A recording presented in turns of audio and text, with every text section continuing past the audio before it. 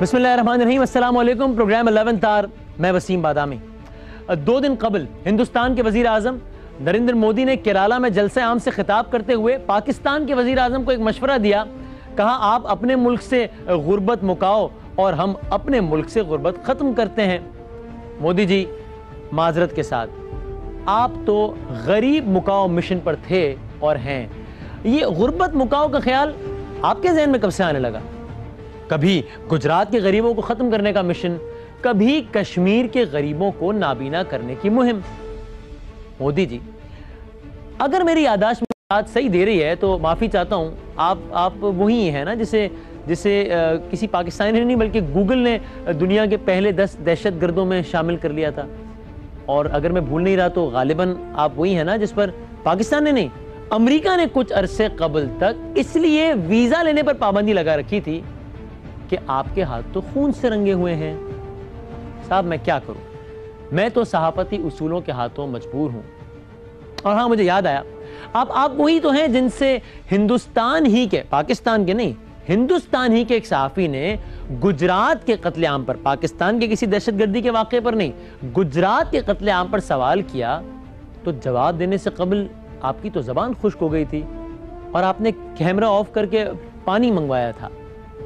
Why can't you say that you regret the killings that happened? Why can't you say that maybe the government should have done more to protect the Muslims? What I have to say, I have said at that time, and you can find out my statements. Just say it again.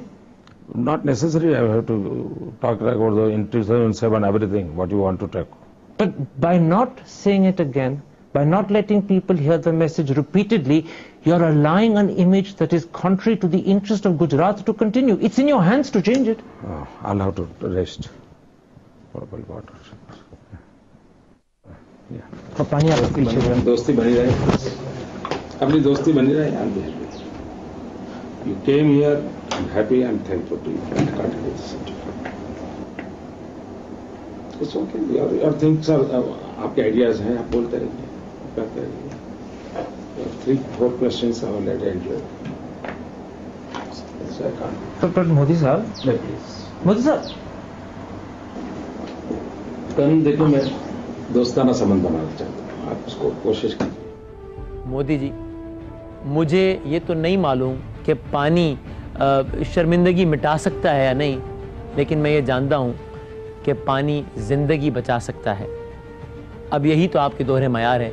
एक तरफ आप गुर्बत मिटाने की बात करते हैं और दूसरी तरफ पाकिस्तान का पानी बंद करने की धमकी देते हैं। याद रखिए, इंसानियत पर पानी बंद करने वालों को तारीख अच्छे अल्फाज से याद नहीं करती, उनका नाम भी गाली बन जाया करता है। अब मुझे अच्छे अल्फाज से याद आया कि मोदी जी देखिए ना, अब आपके क्रेडिट पे अच्छे अल्फाज का तो कहत है, भला गुजरात का कसाब या कश्मीर का कसाई होना कुछ अच्छे खिताबात तो नहीं है। अब इसे मैं मुनाफिकाना तर्ज अमल का नाम ना दूं तो और क्या कहूं कि एक तरफ आपकी सरकार मुज़ाकरात की बात करती है, दूसरी तरफ आज तक किसी ज़िमनी इंतखाबात की मुहिम में भी पाकिस्तान के खिलाफ जहर उगलना नहीं भूलती। आपको ना तो बलूचिस्तान की फिक्र होनी चाहिए और ना ही फाटा की। फाटा के लोग मुहिब्बे वतन पाकिस्तानी हैं और उन्होंने हर मुश्किल वक्त में अपने वतन का साथ दिया और आज भी मुहिब्बे वतन कबायली दुश्मन के दांत खट्टे करने को तैयार है। और मोदी जी, जरा अपने सियासी आबाओ अजदाद से तो पूछिए, ये वही कबायली हैं जो 1947 में कश्मीर में दाखिल हुए थे तो आपके देश की सरकार को भागकर अक़वाम मुत्तहिदा जाना पड़ गया था। कोई मुनाफिकत की भी हद होती है। आज आपकी वजीर खारजा ने अक़वाम मुत्तहिदा की जनरल असेंबली में तकरीर करते हुए पूरी दुनिया में दहशतगर्दी का जिक्र करके जज्बाती ब्लैकमेलिंग करने की नाकाम कोशिश की। इस वर्ष Kabul, Dhaka, Istanbul, Mogadishu, Brussels, Bangkok, Paris, Pathankot और उरी में हुए आतंकवादी हमले और सीरिया और इराक में रोजमर्रा की बर्बर त्रासदियां हमें ये याद दिलाती हैं कि हम इसे रोकने में सफल नहीं हो रहे। मोहतरमा को पूरी दुनिया के दहशतगर्द हमले याद थे, लेकिन पाकिस्तान जिसके 50,000 से जायद बेगुनाह लोग दहशतगर्दी का शिकार हुए, उसका जिक्र जबान पर लाना भी मुनासिब नहीं समझा। हमें मिला क्या बदले में? पठानकोट, उरी, बहादुर अली, जम्मू कश्मीर भारत का अभिन्न हिस्सा है और अभिन्न हिस्सा रहेगा। जी हाँ, कश्मीर को अटूट अंग कहना तो नहीं भूली, लेकिन ये भूल गई कि जहां पर खड़े रहकर ये जुमला कह रही थी वहीं की करारदाद कश्मीर से मुताल्लिक क्या कहती है। ये भी भूल गई कि कितने कश्मीरियों की अब तक आंखें निकाल चुके हैं और कितने कश्मीरियों को अब तक नाबीना कर चुके हैं।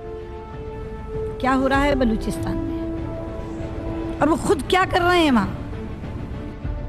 जी हाँ, बलूचिस्तान फिर एक ऐसा मामला जिसमें हम बात भी करते हैं, जब हम इंटरनली बैठे होते हैं तो हम सबको ये भी कहते हैं कि कोई भी एहतसाब से बालातर नहीं है, और मसाइल भी हैं, उन मसाइल पर हम बात भी करते हैं और मजीद बात होनी चाहिए। कोई भी एहतसाब से बालातर नहीं है, कोई भी तनकीद से बालातर नहीं है, लेकिन ये भी हमारा दाखिली मामला है, चाहे कितना ही संगीन हो या संगीन ना हो, ये भी हमारा आपस का मामला है। आप इस पर लबकुशाई करने की जहमत ना कीजिए, वरना अगर हमने भी खालिस्तान तहरीक और इस तरह की चीज़ों पर बात करना शुरू की तो बड़ा मामला ख़राब हो जाएगा। याद रखिए, इस मुनाफिकाना तर्ज अमल से ना तो आप दुनिया की आंखों में धूल झोंक सकते हैं और ना ही पाकिस्तान को तनहा करने का ख्वाब पूरा कर सकते हैं।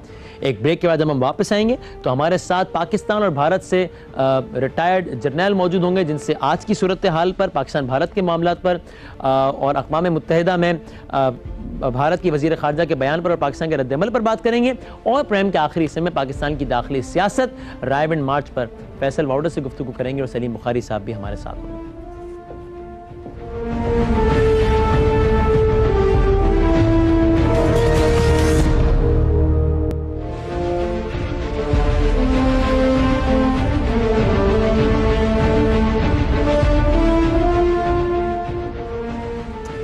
खुश आमदेद कहते हैं आपको एक बार फिर। ए वाइस मार्शल रिटायर्ड शाहिद लतीफ़ साहब हमारे साथ मौजूद हैं, ऑब्वियसली इस्लामाबाद से वाया सैटेलाइट लिंक, और right from India new Delhi से कर्नल रिटायर्ड धनवीर सिंह हमारे साथ मौजूद है। दोनों मेहमानों का बहुत बहुत शुक्रिया।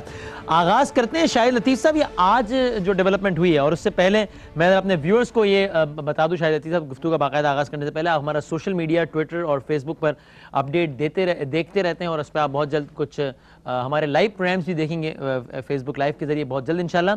और ये हम अपना व्हाट्सएप नंबर भी आज आपको इंट्रोड्यूस करवा रहे हैं ताकि आप उसके जरिए भी फीडबैक दे सकें, और ज़ाहिर है वो एक ज़्यादा रिलेटिवली ईजी चीज़ है, तो आपको हम व्हाट्सएप नंबर भी आज बता रहे हैं जो कि हम रेगुलरली चेक करते रहेंगे इंशाल्लाह। इट्स 0311, जो कि प्रोग्राम 11th आ रहा है तो it contains a lot of number 1, 0311 192 1111, 0311 192 1111, ये व्हाट्सएप नंबर भी आज से हम अपने प्रोग्राम में शामिल कर रहे हैं, और आप मुख्तलिफ वक्फे से नंबर भी देखते रहेंगे अपनी स्क्रीन पर। शाहिद लतीफ़ साहब, अक़वाम मुत्तहिदा में हिस्टोरिकली स्पीकिंग ये कोई तज्ज़िया नहीं है, फैक्ट है, भारत खुद जाता है, अक़वाम मुत्तहिदा खुद उसको मुतनाज़ टेरिटरी कहता है, और फिर भारत की वज़ीर ख़ारजा आज उसी अक़वाम मुत्तहिदा में खड़े रहकर वो रेट्रिक बताती हैं कि जनाब ये तो अटूट अंग था हमारा और रहेगा। इससे इंडियन स्टेट की सीरियसनेस का अंदाजा होता है।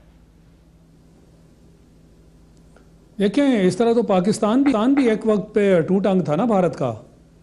आज पाकिस्तान इंडिपेंडेंट है और अपने बेहतरीन तरीके से एक आज़ाद मुल्क है और दुनिया उसको एक्सेप्ट भी करती है।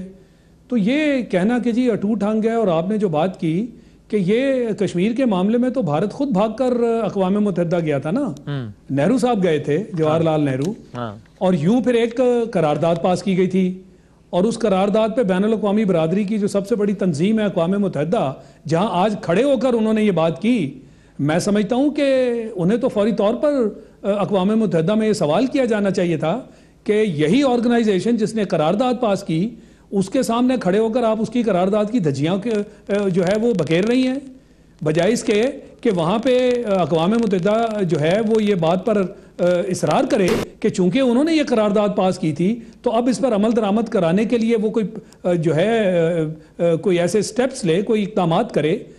इनकी इस बात को भी जो है वो मजाक पे टाल दिया गया। तो मैं समझता हूँ यही पॉइंट लेके अगर डिस्कशन को आगे बढ़ाने से पहले पाकिस्तान की सही है कर्नल रिटायर्ड धनवीर सिंह साहब, यही जो बात है ये तो एक हिस्टोरिकल फैक्ट है ना, और एक अक़वाम आलम का इदारा है, पाकिस्तानी इदारा तो नहीं है, जहां पर खुद भारत गया था, और वहीं पर खड़े रह के वो बात दोहरा देना जो कि जैसे कोई जलसा चल रहा है भारत में कि अटूट अंग है, ये तो खुद कॉन्ट्रडिक्टरी स्टेटमेंट है ना। जी, very firstly, my very good evening to Air Vice Marshal Lateef. Good evening, sir. Well जो उन्होंने पॉइंट रखा है वो पाकिस्तानी पर्सपेक्टिव से रखा है, लेकिन अगर आप उसको ब्लैक एंड व्हाइट में और सही तरीके से उसका तर्जुमा करें जिस यूएन करारदाद की ये बात कर रहे हैं, तो उसमें साफ साफ ये क्लियरली लिखा हुआ है, दर्ज है कि पहले आप जो है अपनी फौजें जो है पाक मकबूजा कश्मीर से पीछे हटाएंगे, उसके बाद हम उतनी फौजें कश्मीर में रखेंगे जितनी की जरूरत है कि पाकिस्तानी कबायली और पाकिस्तानी फौज उस पर जबरन कब्जा ना कर पाए कश्मीर पे। जब इस प्रकार की सिचुएशन बन जाएगी उसके बाद वहां पे प्लेबिसाइट होगा।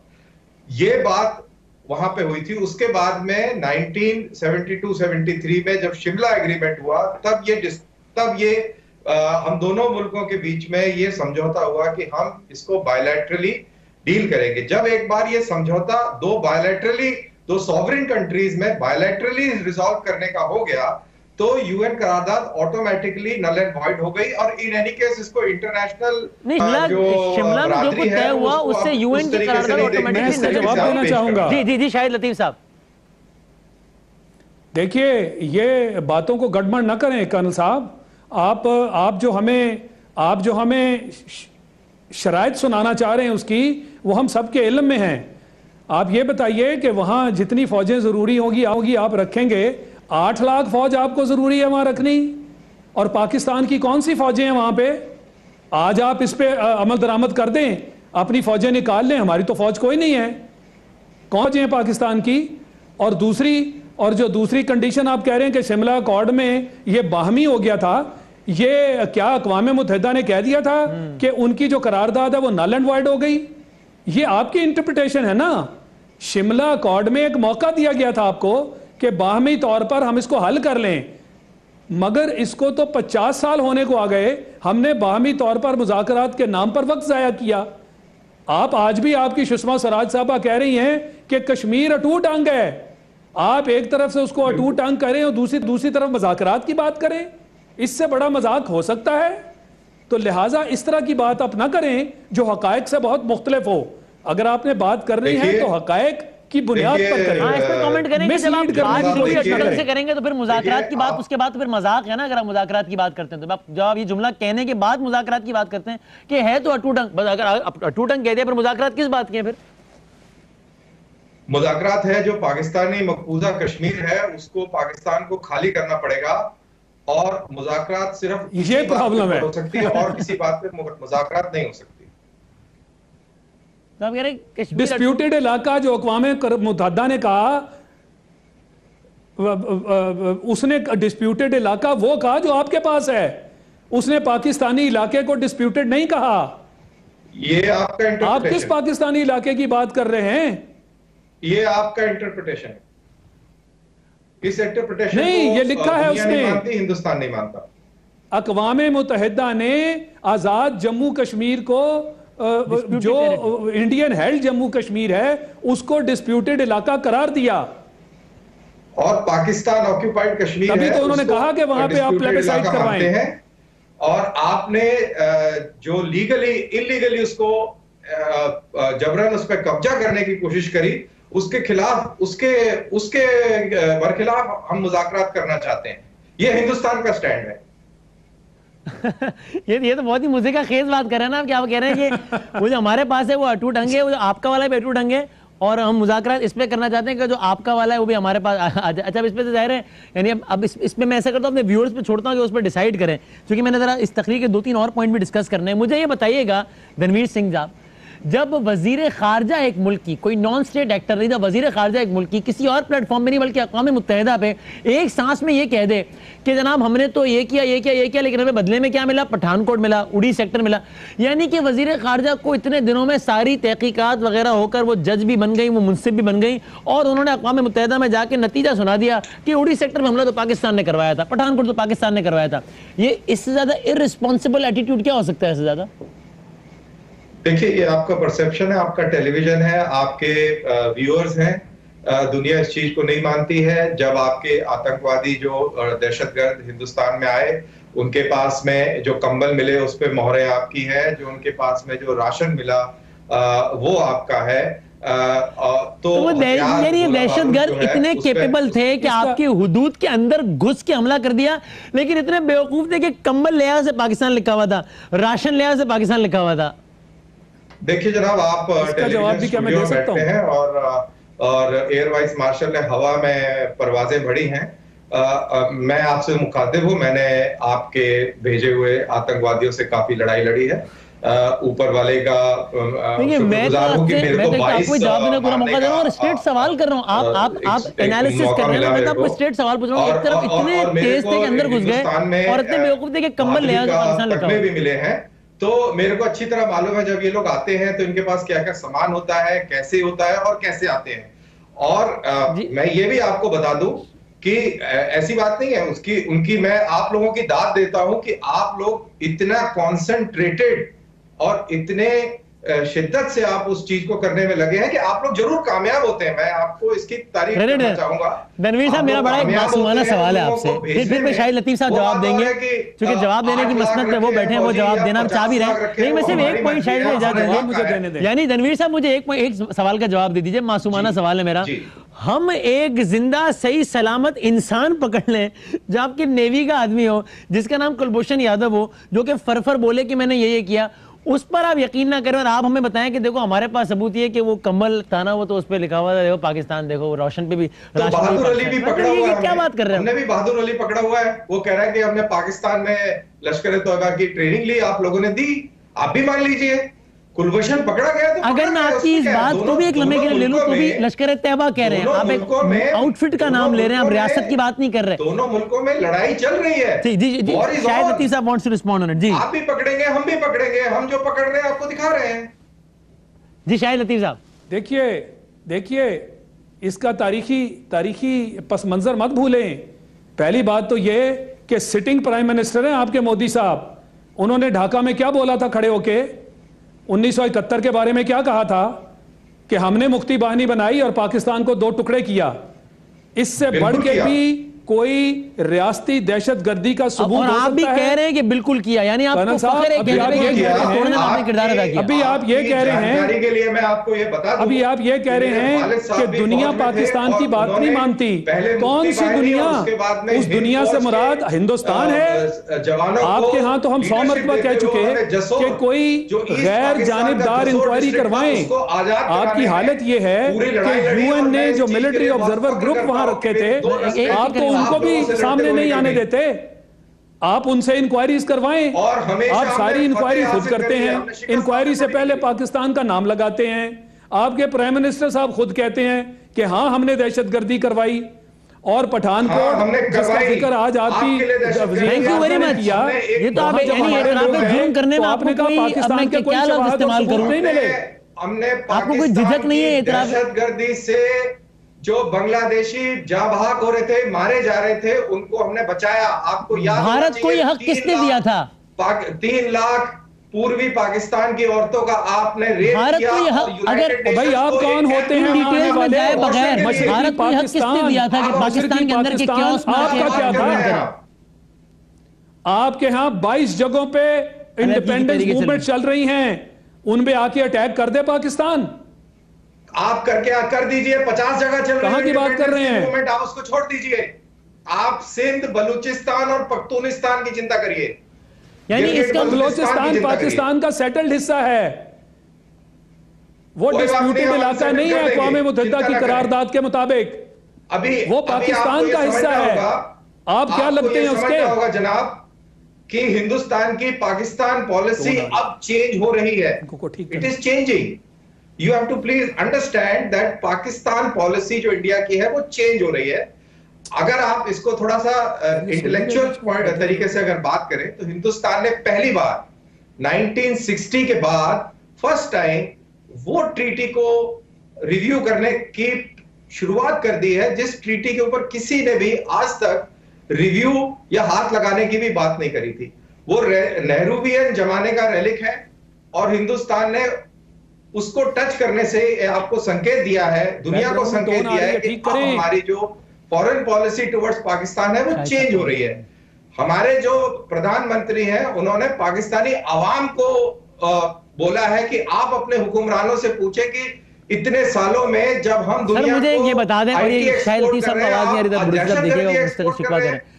ये सवाल चल रहा है अभी। धनवीर सिंह साहब एक जरा अभी change उसूली हो बात गया कर है, लेते हैं। times are changing। किसी एक यानी जोग्राफियाई हुदूद है, ये दुनिया एक जाब्ते के तहत चलनी है, कुछ उसूलों चलनी है। यानी आपके अंदर का जो क्योस है, खालिस्तान तहरीक और ये जो कुछ चल रहा है, यानी ये जोग्राफियाई हुदूद है। एक मुल्क के अंदर जो कुछ चल रहा है वो दूसरा मुल्क क्या कोई चाचा मोहम्मद ठेकेदार बना हुआ है, उसको उसका क्या लगता है किसी दूसरे मुल्क के मामलात में बात करने का भी एक इंटरवेंशन करना। हमारे यहाँ किस हैसियत पे दखलंदाजी करते हैं? आप देखिए, मैं बताता हूं, ये आप जो कह रहे हैं ये तो आप इल्जाम लगा रहे हैं। हम जो बता रहे हैं वो तो कोर्ट कर रहे हैं, तो आपका अपना वजीर आजम मान रहे हैं, जो कि अभी आप खुद माने कि हमने की दहशतगर्दी बांग्लादेश में, हम कर रहे हैं बलूचिस्तान में इंटरव्यू। ये फर्क है ना इल्जाम में और एतराफ में। आप तो इल्जाम लगा रहे हैं, हम बचाने के लिए चले गए थे। हम तो शरेआम बोल रहे हैं भाई, हम तो शरेआम बोल रहे हैं। तो खालिस्तान को भी बचाने के लिए दहशतगर्दी फिर और क्या होती है? आपने 21 साल भारतीय फौज में सर्व किया और आज आप सरेआम फख्र से बोल रहे हैं भारत का वजीर आज़म सर रियासती दहशतगर्दी और किस चीज का नाम है? उसको गूगल करिए, वो हिंदुस्तान नहीं चलाता है उसको।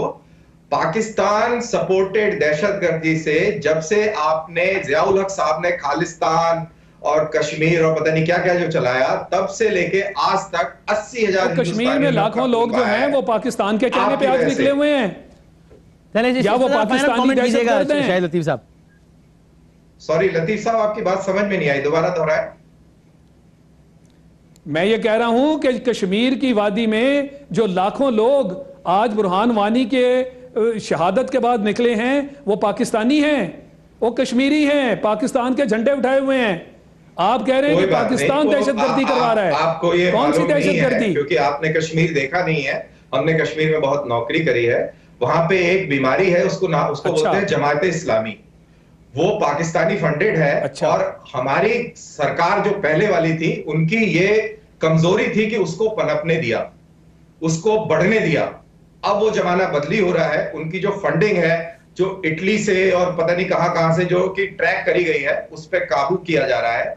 और ये जमात इस्लामी के जो लोग हैं, ये कुछ लोग हैं जो कि हॉस्टेज बना लेते हैं, सिचुएशन को एडवांटेज ले लेते हैं। आप लोगों के भेजे हुए टेररिस्ट हैं जिनके पास गन है, जिसकी वजह से वो आम मासूम कश्मीरी डरता है। और उन कश्मीरियों के अंदर वो इंजेक्शन कौन लगाता है कि जिसके बाद उनकी आंखों में गोलियां मारी जाती हैं, फिर भी वो निकल के जो है नारे लगाते हैं। बुरहान वानी का जनाजा 50 मरतबा पड़ा और आप समझते हैं ये चंद दहशतगर्द हैं जो पाकिस्तान से आ गए हैं। डरती है और अपनी बातों में कोई तो सच्चाई पैदा करें। एक याद दिला दूं मैं, आपने शायद ये चीज नहीं देखी होगी, आपने बुरहान वानी के बाद पत्थरबाजी देखी, लेकिन आपने ये देखा कि हिंदुस्तान आर्मी के लिए अभी भर्ती हुई तो कितना कश्मीरी यूथ उसमें भर्ती होने के लिए आया, कितना हजारों की तादाद में भर्ती। कौन सा कश्मीरी उसमें भर्ती होने आया? वो इसलिए आया, जरा आप वीडियोस चलाएं, क्योंकि वो आपके साथ सहमत नहीं है, इसलिए आया। और अभी आप नहीं, आप दुनिया को दिखाएं, क्योंकि अब हमने बैठ के बातें कर देना बहुत आसान है। मैं तो वो बातें कर रहा हूँ जो सारी दुनिया देख रही है। वो काट दिया है। तो टीवी अब आपका झूठा प्रोपेगेंडा दुनिया कबूल करने को तैयार नहीं है। टीवी पे दिखाया जा रहा है, आप सिर्फ बातों के पीर हैं, आप बातों से लोगों को मिसलीड कर रहे हैं। तो बता दीजिए, मैं वो बातें कर रहा हूँ जो हकायक हैं। दुनिया पूरे टीवी पे बैठ के छोड़ दीजिए। धनवीर जी मुझे जाते एक बात बता दीजिए, जो आपको नहीं पता, हिंदुस्तान से पर्सपेक्टिव दे रहा हूं। मुझे जाते इस तरह ना कहीं आपको नहीं पता, ये ना पता होने वाली बात, ये फजूल है, ये फजूल दलील है। हमें सब पता है क्योंकि हम वही देख रहे हैं जो दुनिया देख रही है। और 22 लोगों को खत्म भी किया है, इसका मेरे को फक्र है। अच्छा, मुझे जाते एक बार बता दीजिए, ये कैसे ये काम कोई पैसों से हो सकता है? अभी बिल्कुल एक लॉजिकल आर्गुमेंट हो रही है, मैं तो बिल्कुल जज्बात में जा ही नहीं रहा, बड़ी लॉजिकल बात कर रहा हूं इस वक्त। और ये बड़ा मुश्किल है मेरे लिए, लेकिन ताकि आपको ये ना लगे कि कोई अनफेयर हो रहा है आपके साथ। ये किसी पैसे के एजेंडे के तहत हो सकता है कि निहत्ते लोग हों, सामने गोलियां हो, गोलियां आंखों में मारी जा रही हैं और फिर भी अगले दिन उतना ही लोग निकले। ये किसी फंडिंग से ये काम होता है या ये सिर्फ किसी जज्बे के तहत ये काम हो सकता है? देखिए, इसको अगर आपने इसको ध्यान से आपने तो गोलियां जिसको पैलेट बोलते हैं, जो आप काफी सुना हुआ है आपने अपने कंट्री में, छर्रे वाली जो बंदूक होती है, वो छर्रे लगे जी बिल्कुल लगे हैं, बिल्कुल क्राउड कंट्रोल का हिस्सा है। हमने पाकिस्तान की तरह ज़रबे आंखों में मारी है, क्राउड चलाया है। उसके अंदर जैसे आपने तोपों के गोले अपने शहरियों पे डाले, आपने टैंकों के गोले डाले, तैयारों से मैं आपसे एक डिस्प्यूटेड टेरिटरी की बात कर रहा हूं, आप हमारे सर्टिफिकेट के एग्जांपल्स दे रहे हैं। Apples and oranges, internal chaos भी हम इसी काम में बात करते हैं, हमारा मसला है। हम आपके इंटरनल क्योस से बात नहीं कर रहे, आप हमारे इंटरनल क्योस से बात मत कीजिए। मैं तो डिस्प्यूटेड टेरिटरी की बात कर रहा हूं। चले मैं इसको व्यूअर पे छोड़ता हूं, इसमें क्या आप करते हैं। Thank you very much. ठीक है, पूर्वी पाकिस्तान मैं इसको व्यूअर पे छोड़ता हूं कि आप किसको किससे कंपेयर कर रहे हैं। Thank you very much Dhanveer साहब और शाहिद लतीफ साहब, बहुत बहुत शुक्रिया। हम एक छोटा सा ब्रेक लेते हैं, ब्रेक के बाद वापस आएंगे तो हाँ बिल्कुल हम करेंगे इंटरनल हमारी पॉलिटिक्स या क्योस जो भी उस पर हम आपस में बात करेंगे, आपस में तनकीद करेंगे। लेकिन कोई भी जब बाहर वाला बात करेगा तो मुझसे कहेंगे कि आप इसकी फिक्र मत कीजिए, आप ठेकेदार मत बनिए, हमारे आपस के मामलात हैं, हम तनकीद भी करेंगे, तारीफ भी करेंगे, ये हमारा आपस का मामला है। ब्रेक के बाद वापस आएंगे। सलीम बुखारी साहब हमारे साथ हैं, फैसल वावड़ा साहब हैं। पीटीआई 30 मार्च को क्या करने जा रही है? फैसल वावड़ा साहब कल जा रहे हैं लाहौर, क्या इरादे हैं उनके? लॉकडाउन स्पेशलिस्ट उनको क्यों कह दिया है इमरान खान साहब ने, उनके क्या इरादे हैं जी? ये सब डिस्कस होगा एक छोटे से ब्रेक के बाद।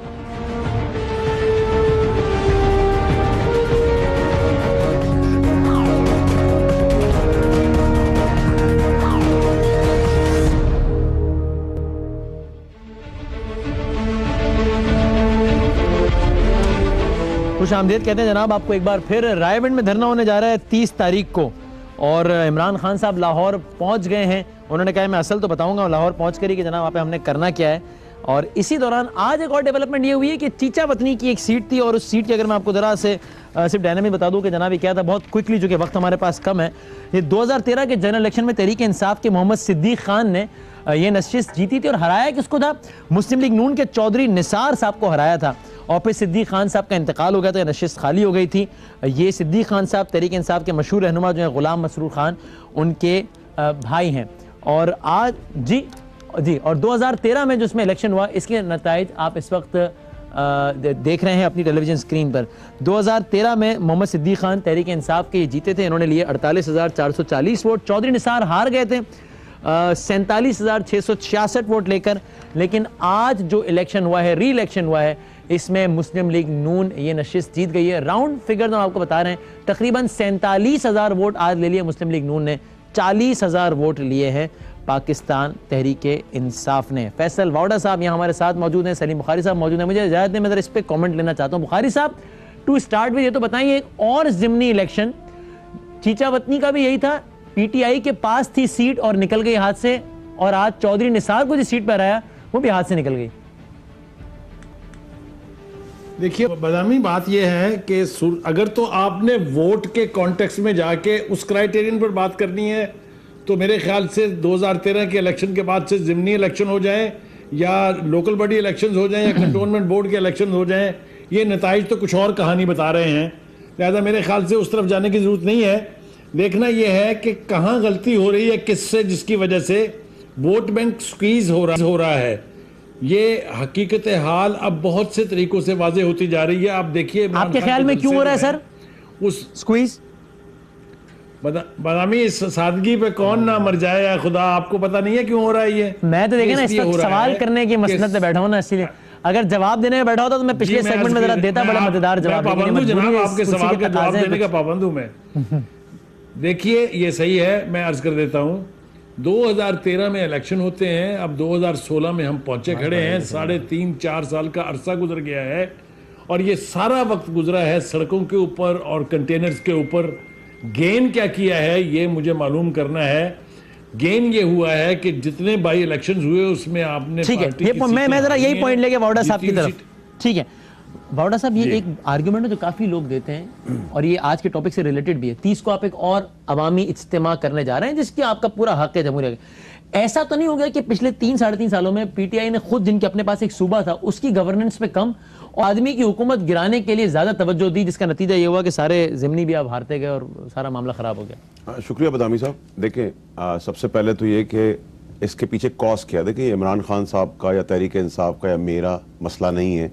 जो मुल्क में करप्शन है या चोरी चकारी है, क्रिमिनल एक्टिविटीज़ हैं, पुश्तपनाही है, क्रिमिनल्स की फैसिलिटेटर्स हैं, टेररिस्ट फाइनेंसिंग के अंदर लोग इन्वॉल्व हैं और उसमें पॉलिटिकल पार्टीज़ के लोग हैं जो असेंबलियों में मौजूद हैं। ये मसला पूरे पाकिस्तान का है। हाँ। जितना हमने इंडिया का मसला उठाया हुआ है उतना ही बड़ा मसला ये भी है। उतना ही बड़ा मसला है। देखिए ये तो पनामा के साथ साथ ये भी इशू चल रहा है, उससे पहले भी लाइन ऑफ कंट्रोल पे फायरिंग हुई है और फिर चीफ के जाने का वक्त है, तो इन सब चीज़ों को आप मुख्तलिफ एम्बिट में जाना चाहिए। उनका टर्म पूरा हो रहा है तो उनको जाना चाहिए, उन्होंने काम तो बहुत ज़बरदस्त किया है और उसके बाद मेरे ख्याल से वही आर्मी भी अपनी लाइन टो करेगी जिस तरीके का काम उन्होंने किया है। Army is based not on शख्सियत, इट्स एन इंस्टीट्यूट। लेकिन क्या कहते हैं, ये कहना कि पनामा से हम डाइवर्ट हो जाएं, और मैं सलीम बुखारी साहब की बात को बिल्कुल मानता हूँ इस बात को कि काफ़ी लोगों का कंसेंसस के ऊपर डिबेट होती है, बिल्टअप होता है कि जी शायद धरने की वजह से या ये सब। देखिए मसला ये है कि पावर में आए आप या ना पावर, अगर आपने इस तरह की पावर में आकर डिलीवरी देनी है कि आपसे मुल्क को लूटे, इसका नाम जमहूरियत है, कत्लो गारत करें, उसमें से GITs रोक दे और आप पे कोई मुकदमा ना हो, कोई जेल ना हो, कोई गवर्नेंस ना हो, कोई डिलीवरेंस ना हो, कोई अकाउंटेबिलिटी ना हो, अगर ये जमहूरियत है और ये सियासत है तो ये हमें कबूल नहीं है। हमें एक भी सीट नहीं चाहिए, ठीक है जी, लेकिन हमने पाकिस्तान देखिए मेरी बात सुनिए, देखिए बदामी साहब जब आप हुकूमत में आए थे तो बहुत सारी चीजें आपकी तरफ चलना शुरू हुई, ठीक है, तो इसका मतलब ये कि हम तो बड़े क्लियर हैं, हमारी इंटरफेरेंस कहीं भी नहीं होती, हम तो बिल्कुल सेफ प्लेयर। आवाम भी बड़े क्लियर हो गए ना, पेशावर में भी नहीं दे रहे आपको मैंडेट। साहब देखिए मसला सारा ये है कि किडनैपिंग्स बच्चों की हो रही है, करप्शन रूज पर है, इंस्टीट्यूट और इदारे काम नहीं कर रहे हैं, ब्यूरोक्रेट्स जो है वो जाती मुलाजिम है, इंसाफ मिल नहीं रहा, रिफॉर्म्स हो नहीं रहे, इंडिया दूसरी तरफ थ्रेट कर रहा है, अफगानिस्तान जैसा मुल्क हमें थ्रेट कर देता है, हम बांग्लादेश से पीछे जा रहे हैं। तो इस कॉन्टेस्ट में आपको बहुत सारी चीजें देखनी है। चलो मैं स्टेटस पे आ जाता हूं, 30 को आप क्या करने जा रहे हैं? देखिए जी 30 को हम अपना डेमोक्रेटिक राइट पीसफुल प्रोटेस्ट करने जा रहे हैं, इदारों को जो एहतसाब के हैं उनको जगाने जा रहे हैं, और हम मजबूर करना चाहते हैं कि ये एहतसाब का अमल शुरू हो, और इसका अमल शुरू होने तक हम सड़कों पे डिफरेंट पैरामीटर्स में रहेंगे। एक दिन का इवेंट है या ये तूलानी भी हो सकता है? देखिए जी ये तो डिपेंड करता है मियां साहब की नून लीग की गुंडागर्दी बदमाशी का, जैसे अभी इन्होंने डंडे बरदार और रियासती जबर पहले भी दिखाया और अब भी वो दिखाएंगे, और अब वो विड्रॉ हुए हैं ये सोचते हुए कि हम बेवकूफ़ है और हम समझेंगे वो ड्रॉ गए बहुत अच्छे हैं और वो कह रहे हैं हमें सिक्योरिटी देंगे। ये तो सारा डिपेंड करता है कि वो कितनी गुंडागर्दी बदमाशी करते हैं। आपको बता रहा है जो उनके डंडा जो आप जो भी कह रहे हैं गुंडागर्दी आपके मुताबिक, उसके जवाब में आपने क्या करना है? देखिए जी बदामी साहब मुझे नहीं उतारा, कह रहे हैं ये लॉकडाउन स्पेशलिस्ट का खान साहब। देखिए मुझे लॉकडाउन स्पेशलिस्ट क्या होता है बताएं? देखिए जी कुछ कॉन्फिडेंस आपका होता है आपके लीडर के साथ, ठीक है, और मेरा तो आपको पता है रिपोर्टिंग चैनल भी और हिदायत लेने का, इंस्ट्रक्शंस लेने का भी चैनल खान साहब है, मैं पहले भी बहुत बता चुका हूँ, और मेरी डोमेन सिर्फ सूबे तक या पाकिस्तान तक नहीं, मैं पूरी दुनिया से सबूत लाता हूँ। अल्ताफ हुसैन की बात हो या नवाज शरीफ साहब की बातें हो, वो सारे डॉक्यूमेंट अभी कल पिटिशन में लगे हुए भी हैं, और अल्लाह के हुक्म से इंशाल्लाह। आपने कितने लॉकडाउन्स करवाए सक्सेसफुल जो आपको लॉकडाउन स्पेशलिस्ट देखिए जी वो सक्सेस और नो सक्सेस का पैरामीटर तो मेरे ख्याल से कुछ लोग जानते हैं, अवाम भी थोड़ा बहुत जानती है, और ये सिर्फ विल की बात होती है, कॉन्फिडेंस की बात होती है, आपका कितना जज्बा है। अलीम खान साहब चीफ ऑर्गेनाइजर है बेसिकली, उनको फैसिलिटेट असिस्ट करने का मुझे हदायत है खसूसी, और अलीम खान साहब को पता है कि तगड़े आदमियों में हमारी पार्टी में समझाते हैं, जबकि पंजाब हुकूमत उन्होंने कोई कसर नहीं छोड़ी अलीम खान को ख़राब करने के लिए, तबाह करने के लिए, इल्ज़ामात से, बिजनेस से लेके, लेकिन वो मुंह दे रहा है। और क्योंकि मेरा रिश्ता अलीम खान के साथ पार्टी के अलावा भी एक भाइयों से ज़्यादा का रिश्ता है, तो मैं असिस्ट करने जा रहा हूँ। और जितना टेम्परेचर बढ़ेगा, ये टेम्परेचर पे किलोमीटर्स भी डिपेंड करते हैं, आप बदमाशी अरूज पे लेके जाएंगे, हम 5 किलोमीटर के फासले को 3 किलोमीटर पर ले आएंगे, आप और तेज करेंगे बदमाशी गुंडागर्दी, हम 2 किलोमीटर पर ले आएंगे, ये तो डिपेंड करते हैं। देखिए जी हम तो 1 किलोमीटर पे लेंगे, देखिए जरूरी नहीं, शायद हम नाश्ता भी अंदर करने चले जाएं अगर उनकी बदमाशी बहुत तेज हो गई तो, ठीक है, इसमें कोई चीज रुकावट नहीं है। और उसके अंदर देखिए बदामी साहब ऐसा तो नहीं है ना जो हमें कह रहे हैं टांगे तोड़ देंगे और हम तोड़वाने खड़े हो जाएंगे, ऐसा तो नहीं है ना, हम देखना चाहते हैं। पहली बात तो ये है बदामी, अगर हम प्योरली ट्रैक रिकॉर्ड पे जाएं तो मेरा नहीं ख्याल कि हुकूमत ने ये हमाकत की है कि वो इनके जलसों को, जुलूसों को रोकने की कोशिश करे। ये वाडा साहब ने पता नहीं कैसे कह दिया है कि इन्होंने हमेशा गुंडागर्दी की है। आखिरी लाहौर में जो हुआ था वो सुबह कंटेनर लगाने की क्या जरूरत थी, जब ये हो रहे थे जलसे करने देते भाई। मेरे बात ये है, देखें अब ये है कि पहली बात तो ये है कि मैं हुकूमत का स्पोक्समैन नहीं हूँ, लेकिन मैं आपको ईमानदारी से मैं तज्जिए के तौर पे आपको ये कह देता हूँ कि जब इतने बड़े रूट के ऊपर से आप तशरीफ लाएंगे तो साइड की गलियां और मोहल्ले खाली नहीं छोड़े जा सकते।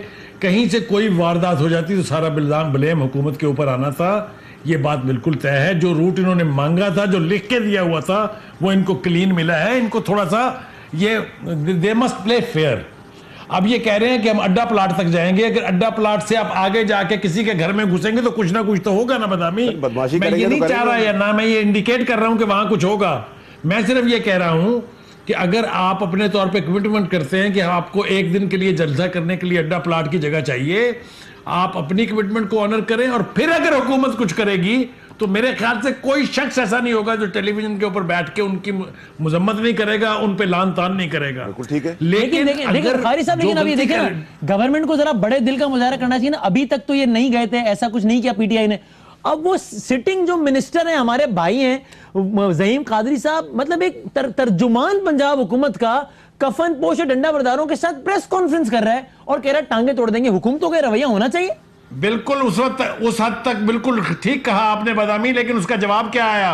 उसका जवाब यह आया कि वहां भी डंडा बरदार फोर्स बना दी उन्होंने और उसमें असला भी दिखा दिया। तो मुझे बताएं कौन सा लेसन इवल है? पहला किसने बनाया? जो पहले आगाज करे और फिर हुकूमत को ज्यादा जिम्मेदारी होती है। गलत तो गलत है, कोई भी करे, लेकिन हुकूमत को ज्यादा जिम्मेदारी होती है ना। I agree with you. देखिए, मेरे मुंह पर आप थप्पड़ मारे, जवाब में मैं आपके थप्पड़ मार दूं तो मासूम कौन रह गया हम में से? वही हरकत उन्होंने की, वही हरकत ये फरमा रहे हैं। लेकिन कोई थप्पड़ मारे तो गाल आगे भी तो नहीं किया जा सकता ना सर। बुखारी साहब, नहीं, मैं ये कह रहा हूं कि हाई मॉरल ग्राउंड है। मेरी एक बात सुन ले बस सिर्फ। जी। हाई मॉरल ग्राउंड है तहरीके इंसाफ के पास। वो जिस काज को लेके चले उसके बारे में कोई दो राय नहीं है। करप्शन खत्म होनी चाहिए, पनामा लीक का नतीजा निकलना चाहिए, लेकिन खुदा के वास्ते टारगेट अपने क्लियर रखें। टारगेट झगड़ा करने का लेके निकलेंगे अगर आप, तो झगड़ा होगा, और झगड़ा होना ना हुकूमत के हक में है ना इनके हक में है, और हुकूमत ना पाकिस्तान के हक में है। ठीक है, अच्छा मैं फैसल हुकूमत के हक में तो सिरे से नहीं है, बिल्कुल नहीं है, सही है। लेकिन फैसल ऑर्डर था, मैं क्विकली जरा ये सुनवाना चाहता हूँ कि आपने अभी कह रहे हैं जनाब लॉकडाउन के अगर उन्होंने कुछ किया, आपकी स्ट्रेटजी की उन्होंने कुछ किया तो लाहौर बंद करा देंगे, ये कह रहे हैं? अगदमाशी की, गुंडागर्दी किसी किस्म की, तो क्या करेंगे? देखिए जी, किलोमीटर्स भी कम हो जाएंगे, और खान साहब को हमने अपना प्लान भी दे दिया। एक्चुअली उसमें कितनी देर का काम है, जरूरी तो नहीं कि आपको गुंडे चाहिए, आपको बंदूक चाहिए। हम तो पूरा मन करती थी, हम पूरा मन, देखिए जी, वो एमकेएम बंदे मारती थी, एमकेएम बंदे मारती थी, एमकेएम डंडे गोलियां चलाती थी। हम तो पूरा मन, हमारे पास तो कलम और दिमाग है। रिक्वेस्ट करेंगे कि भाईजान ये दुकान पे आप मुझे बता देना कि हमारे कौन से एहतजाज में हमने गमला भी तोड़ा है और किसी की जान ली है। हमने तो कि हम तो ये तो पीटीवी पता नहीं क्या, देखिए ये तो आप किसी का थोपा, इस तरह तो मैं कहूँ 14 लाशें उन्होंने गिरा दी कादरी साहब की पार्टी की, 14 बंदे गिरा दिए। जिम्मेदार है ना उसमें, जिम्मेदार क्या हुआ? क्या हुआ अब तक? हम कुछ नहीं करेंगे, हम पुरअमन रहेंगे जब तक ये बदमाशी नहीं करेंगे। ये बदमाशी करेंगे। जब लास्ट टाइम कराची बंद कराया तो मैं क्विकली से सुना दूं, फिर इस पे फीडबैक देते हैं। नईमुल हक साहब, आपकी पार्टी के तर्जुमान, उन्होंने आकर आपके बारे में, जब आपने कराची बंद कराने की एहतजाज करने की कोशिश की, तो उन्होंने ये कहा, बस आपका रिस्पॉन्स आता हूं, जरा सुनवा दे पहले। फैसल वाडा ने खुद ये एहतजाज किया है, हमारी पार्टी इसकी हिमायत नहीं करती। जिस तरीके से फैसल वाडा ने कराची के बाशिंदों को 4 घंटे तक इस मुसीबत में मुब्तला रखा, मैं इसकी मजम्मत करता हूं, और मैं कराची के शहरियों से माजरत चाहता हूं कि हमारी पार्टी के एक रुकन ने इतना गैर जिम्मेदाराना सबूत दिया, और फैसल वाडा के खिलाफ सख्त इल्जाम होने चाहिए। और मैं भी इमरान खान साहब से भी पूरी रिपोर्ट दे रहा हूँ, क्योंकि उनको भी इस बात से तकलीफ पहुंची है कि कराची के अवाम जो है इस तकलीफ से गुजरे हैं 5 घंटे तक। तर्जुमान पाकिस्तान तहरीक इंसाफ, देखिए पर्सनल राय, खान साहब ने आज खुद अपना स्टेटमेंट दे दिया है, और खान साहब को उस पर भी कोई स्टेटमेंट नहीं आया। देखिए, मैं एहतजाज करने गया था, पुरअमन प्रोटेस्ट करने गया था, जो मेरा राइट है। अमल की मजम्मत की, पर्सनल कमेंट के अंदर मैं कुछ नहीं कह सकता। नहीं, तर्जुमान की हैसियत से बयान दे रहे हैं। इमरान खान साहब ने कोई बात की है, तो इनके बयान की कोई हैसियत नहीं है आपकी नजर में? मेरी नजर में नहीं, उनका पर्सनल कमेंट है, उनकी पर्सनल विल है, उनकी पर्सनल ज़र्फ है। तो आप अमल की मजम्मत किया, आप उनके बयान की मजम्मत करते हैं? मैं उनकी मजम्मत नहीं करता, उनका राइट है, वो जो भी बात करना चाहते हैं करते रहे, मुझे कोई फर्क नहीं पड़ता। मेरा रिपोर्टिंग चैनल, मेरा रिपोर्टिंग बॉस, मेरा चेयरमैन है। नहीं, उन्होंने कहा खान साहब को भी बहुत तकलीफ पहुंची है। अगर तकलीफ पहुंची होती खान साहब को तो उनका स्टेटमेंट आता, फिर मैं उनको अपना बताता, रीजनिंग देता। खान साहब ने तो कुछ नहीं कहा, जब खान साहब कहेंगे मैं जवाब दूंगा। खान साहब को तकलीफ नहीं पहुंची इस अमल से? देखिए जी, मैंने प्रोटेस्ट किया है पनामा के ऊपर, अगर अवेयरनेस कैंपेन की पनामा के ऊपर, मेरा पार्टी के रिप्रेजेंटेटिव आप अकेले क्यों चल पड़े? पार्टी के बहुत सारे लोग ऐसे हैं बदामी साहब जो पार्टीज में नहीं आना चाहते, उनके माँ बाप नहीं इजाजत देते, वो आप पर्सनल कैपेसिटी में एज अ पाकिस्तानी घर घर जाके कैंपेन करते हैं। Only after you were convinced कि मैं पीटीआई के प्लेटफॉर्म के बजाय इंडिविजुअल इंडिपेंडेंट निकला तो ज्यादा लोग आएंगे। नहीं, क्योंकि बहुत सारे लोग जो नॉन पॉलिटिकल हैं, वो पॉलिटिकल प्लेटफॉर्म पे नहीं करते। जैसे एमक्यूएम में भी मुझे किसी काम के लिए बुलाया तो मैं एमक्यूएम को मानता ही नहीं तो मैं कैसे चला जाऊंगा।